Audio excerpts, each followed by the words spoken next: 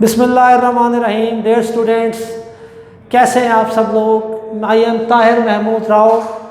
तो स्टूडेंट, आज हम स्टार्ट करेंगे lecture number 15 chemistry 10th chapter number 9 chemical equilibrium. तो स्टूडेंट, आज हमारा ये जो चैप्टर नंबर 9 है केमिकल इक्विलिब्रियम, ये ख़त्म हो जाएगा। तो स्टूडेंट, आज हमने डिस्कस करना है न्यूमेरिकल्स।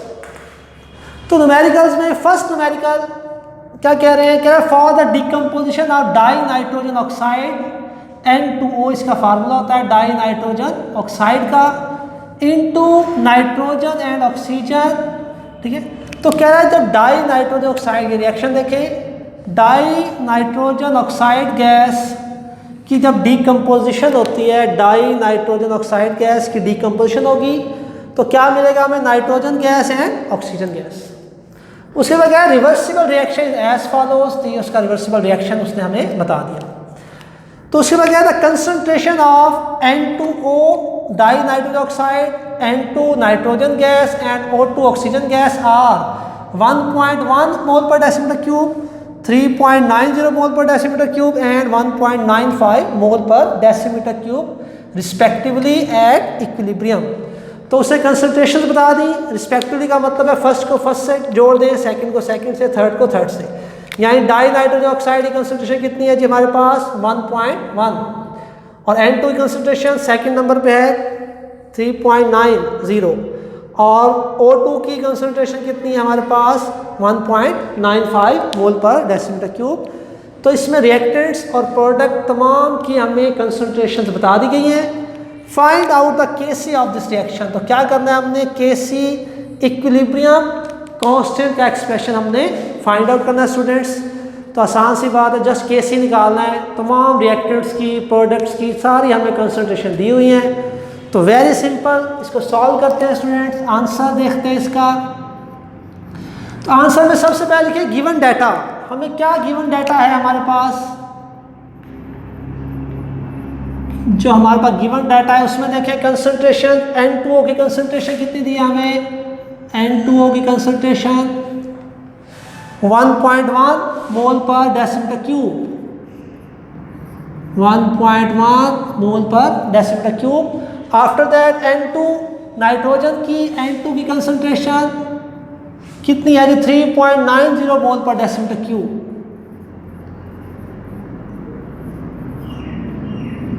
और आफ्टर दैट O2 की 1.95, O2 की 1.95 मोल पर डेसीमीटर क्यूब। तो ये हमें गिवन डाटा दे दिया गया है।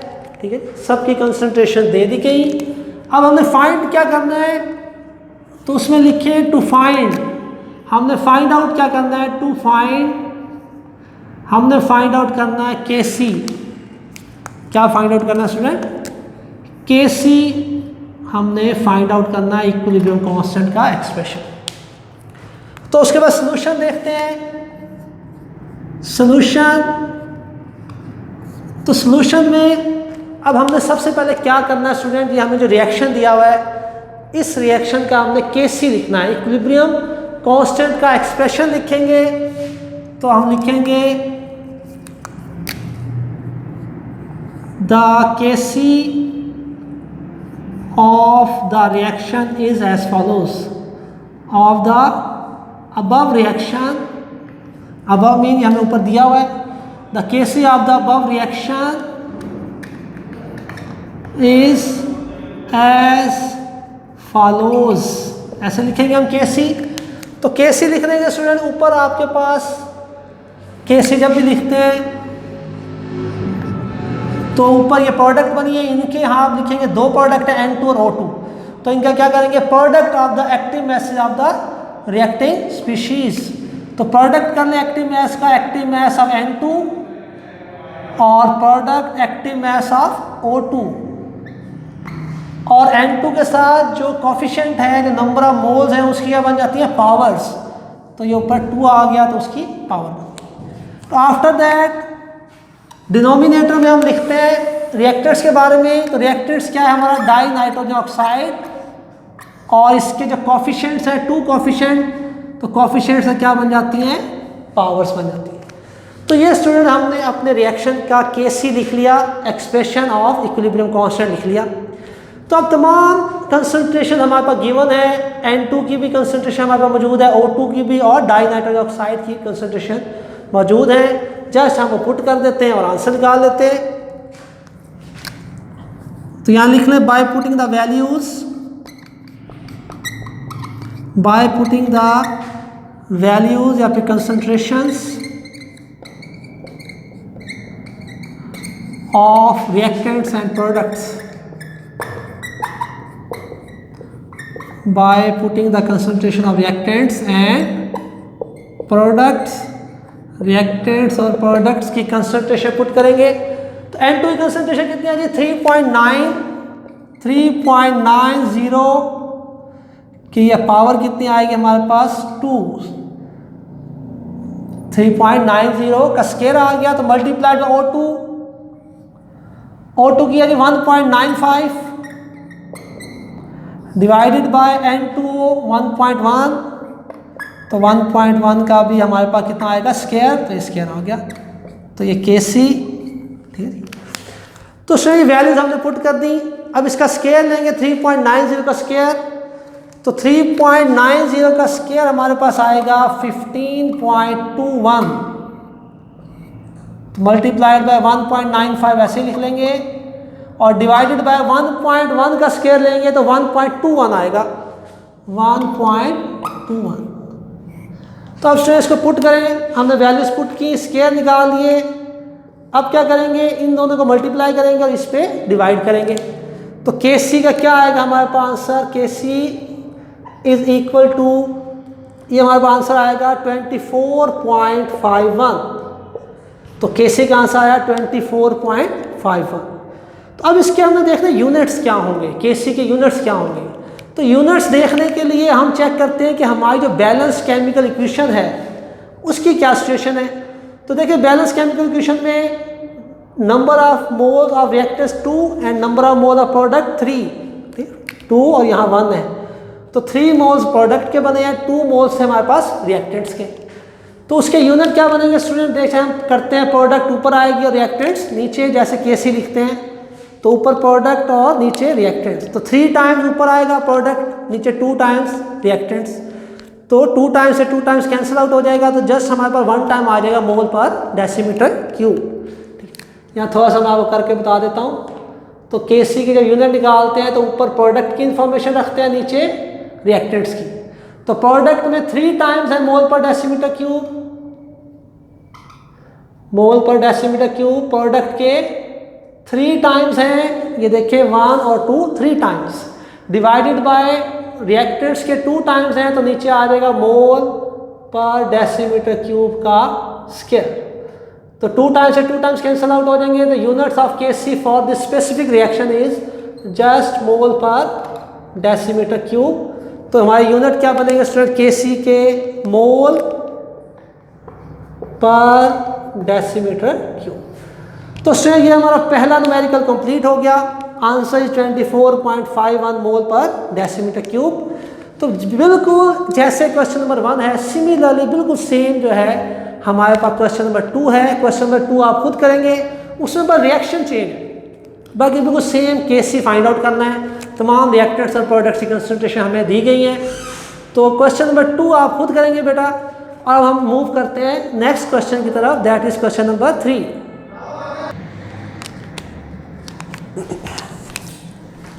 तो next numerical student, numerical number 3 देखते हैं। न्यूमेरिकल नंबर 3 में क्या कह रहे हैं, स्टेटमेंट पढ़ते हैं। For the fixation of nitrogen, fixation का मतलब होता है नाइट्रोजन का ऑक्सीजन से रिएक्शन कराएं, इसकी ऑक्सीडेशन करवाएंगे। तो for the fixation of nitrogen, तो ये रिएक्शन होता है जी N2 + O2 gives you 2NO। Nitrogen gas plus oxygen से रिएक्शन होगा, क्या बनेगा 2NO nitric oxide. NO mean nitric oxide बनेगा। तो ये रिएक्शन है हमारे पास। तो इस रिएक्शन में देखिए 2 मोल्स ऑफ रिएक्टेंट्स और क्या बना रहे हैं 2 मोल्स ऑफ प्रोडक्ट। ठीक है, यहाँ 1 है और यहाँ 1 है। 2 moles of reactants reacting and form 2 moles of product. इसका मतलब है ये ऐसा रिएक्शन है जिसमें Kc का कोई यूनिट नहीं आएगा। हमने पढ़ा हुआ है अगर number of moles of reactants equal हो number of moles of product के, तो Kc का कोई यूनिट नहीं बनता, Kc हैज़ नो यूनिट। तो नेक्स्ट क्या कह रहा है, when the reaction take place at 1500 kelvin, तो ये रिएक्शन का टेम्परेचर बता दिया है 1500 केल्विन, 1500 केल्विन पे ये रिएक्शन हो रहा है। क्या है Kc for this reaction is, तो इस रिएक्शन की जो Kc की वैल्यू है वो है 1.1 मल्टीप्लाई बाय 10⁻⁵, तो ये इसकी Kc की वैल्यू है। देखिए यूनिट कोई नहीं लिखा हुआ साथ, ठीक है।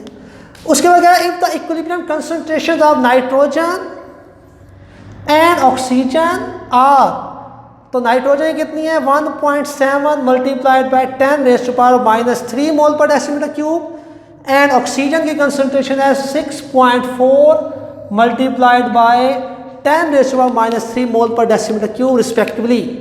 तो ये कंसंट्रेशन बता दी हमें, नाइट्रोजन की कंसंट्रेशन बता दी है, ऑक्सीजन की कंसंट्रेशन बता दी हमें, ठीक है जी। Kc भी इसका बता दिया, Kc का क्या वैल्यू है। तो फाइंड आउट क्या करना है, how much NO is form, तो NO की कंसंट्रेशन हमने फाइंड आउट करनी है कि नाइट्रिक ऑक्साइड जो है वो कितना बनेगा नाइट्रिक ऑक्साइड।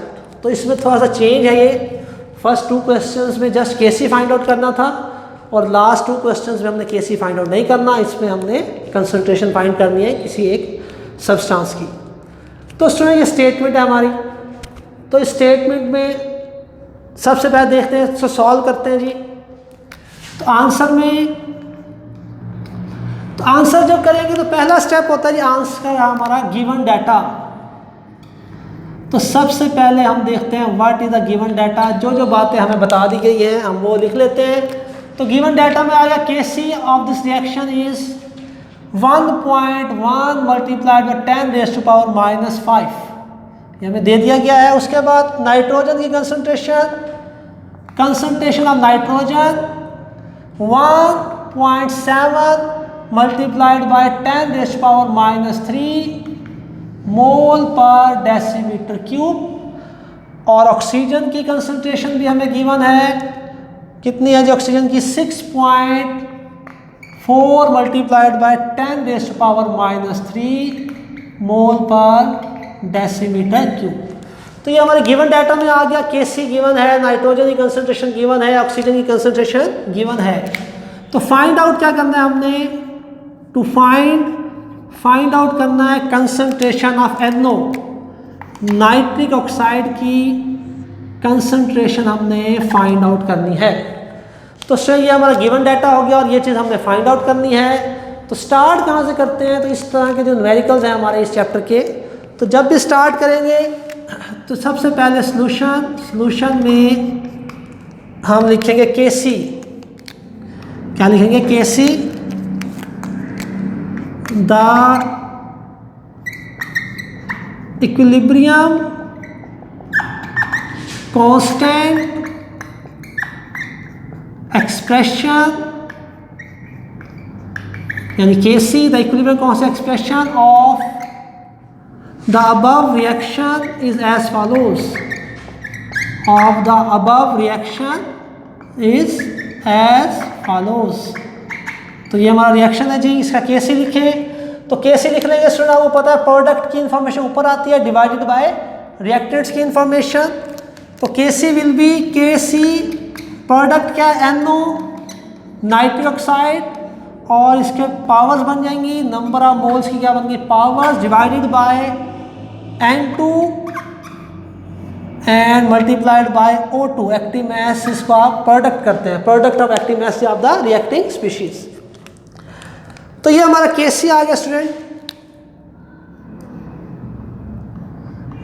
तो ये हमारा क्या आ गया Kc। अब Kc तो हमें गिवन है, N2 की कंसंट्रेशन गिवन है, O2 की कंसंट्रेशन गिवन है, हमने NO को फाइंड आउट करना है।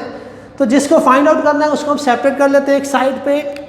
तो NO को स्टूडेंट हमें फाइंड आउट करना है, तो NO को यहाँ रखें, NO का square is equal to Kc, ये दो वैल्यूज यहाँ डिवाइड हो रही हैं, इज इक्वल टू के उस साइड पे जाके मल्टीप्लाई होंगी, तो मल्टीप्लाइड बाय N2 की concentration and multiplied by O2 की कंसंट्रेशन।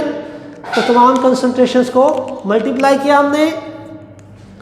उसके बाद स्टूडेंट पुट करें वैल्यूज।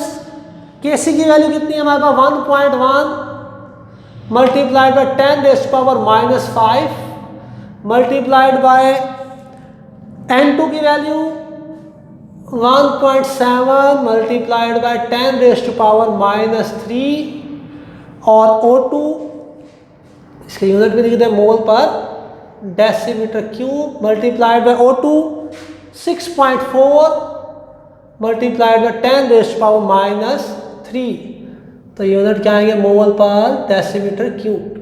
तो सारी चीज़ें किसके बराबर है NO के स्क्वायर के, किसके बराबर आ गए NO का स्क्वायर। तो दोबारा लिखें NO का स्क्वायर ऐसे आ गया यहाँ पे। अब स्टूडेंट ये देखिए सबको आपने मल्टीप्लाई करना है हमने, ठीक है। तो हमने क्या करना है इन पावर्स को पहले अलग करें, कितनी पावर है 10 रेज़ टू पावर -3 ये भी 10 रेज़ टू पावर -3 और ये भी 10 रेज़ टू पावर -3। तो जब मल्टीप्लाई हो रहे हो ना तो ये रूल है जो मल्टीप्लाई होता है जो पावर्स होती है वो ऐड अप हो जाती है, सम अप हो जाता है पावर्स का। तो देखिए 10 raise to power -5 10 raise to power -3 10 raise to power -3 तो टोटल कितना हो गया 10 रेज़ टू पावर -11 हो गया, ठीक है। उसके बाद इनको मल्टीप्लाई करें 1.1 को मल्टीप्लाई करेंगे 1.7 से और फिर उसके आंसर को मल्टीप्लाई करेंगे 6.4 से। इन तमाम चीज़ों को मल्टीप्लाई करेंगे तो 1.1 मल्टीप्लाइड बाय 1.7 मल्टीप्लाइड बाय 6.4 तो इनको मल्टीप्लाई किया तो आंसर कितना आएगा 11.96 हमारे पास आ गया आंसर। उसके बाद स्टूडेंट NO का square is equal to this value. अब इसको क्या करेंगे हम इसको एक डिजिट के इस एक नंबर के बाद डिजिट को हम इस साइड मूव करेंगे, ठीक है। तो डिजिट को इस साइड मूव करें 1.196 तो जब उसको हम लेफ्ट साइड पे लेके पॉइंट को एक दर्जा लेफ्ट साइड पे पॉइंट को लेके जाएंगे तो ये पावर हमारी बन जाएगी -10। तो इसको हमने पावर को क्यों इसमें -11 से -10 में क्यों लेके आए हैं, क्योंकि हमने स्क्वायर रूट लेनी है। तो स्क्वायर रूट लेंगे तो हमने इसको इवन पावर में कन्वर्ट कर लिया ताकि वो हमारा स्क्वायर और अंडर रूट हम बनाएं तो वो कट ऑफ हो जाए। अभी देखते हैं इसको करने का मकसद क्या है, ठीक है। तो अब देखें 1.1 मल्टी 1.196 हो गया, इसको उधर ले गए पॉइंट को लेफ्ट साइड पे ले गए तो पावर कितनी जाएगी -11 की जगह -10 हो गई। तो NO का स्क्वायर, तो अब इसको इस तरह लिख सकते हैं आप स्टूडेंट NO का square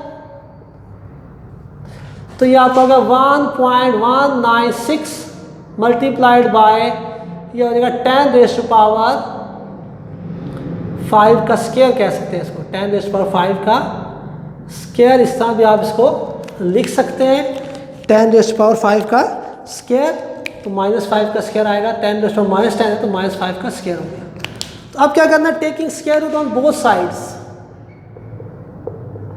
taking square root on both sides. तो अब दोनों तरफ स्क्वायर लें, NO स्क्वायर रूट ले लिया हमने, NO स्क्वायर रूट NO का स्क्वायर रूट और इसका भी ले लें square root 1.196 multiplied by 10 raise to power -5 का स्क्वायर और इसकी क्या आ गई स्क्वायर रूट।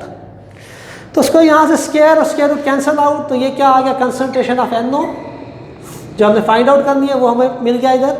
और यहाँ पे इसको सॉल्व किया तो 1.196 और इसके 10 रेज़ टू पावर 5 ये आपका स्क्वायर और स्क्वायर रूट करके 10 रेज़ टू पावर -5 बन जाएगा। और जब 1.196 की हम स्क्वायर रूट लेंगे तो हमारे पास आएगा 0.09। तो स्टूडेंट ये हमारे पास आ गई कंसंट्रेशन ऑफ NO। और जो कंसंट्रेशन होती है किसी भी सब्सटेंस की, रिएक्टेंट हो या प्रोडक्ट हो, कैसी नहीं कोई सब्सटेंस रिएक्टेंट हो या प्रोडक्ट हो तो उसकी जो कंसंट्रेशन है उसके यूनिट हमेशा होते हैं मोल पर डेसीमीटर क्यूब। तो NO का ये आंसर आ गया 0.09 मल्टीप्लाई 10 रेज़ टू पावर -5 तो ये साथ आ गया मोल पर डेसीमीटर क्यूब, ठीक है स्टूडेंट। तो ये आपका क्वेश्चन नंबर 3 मुकम्मल हो गया। तो जिस तरह न्यूमेरिकल नंबर 3 है स्टूडेंट बिल्कुल सेम न्यूमेरिकल नंबर 4 है। तो न्यूमेरिकल नंबर 4 आप खुद से करेंगे। तो ये हमारा आज का लेक्चर नंबर 15 हमारा चैप्टर नंबर 9 कंप्लीट हो गया। उम्मीद है आपको लेक्चर समझ आ गया होगा। तो नेक्स्ट लेक्चर में हम नेक्स्ट चैप्टर स्टार्ट करेंगे, chapter number 10 acid base and salt. तो जब तक के लिए इजाज़त दीजिए, अल्लाह हाफिज़।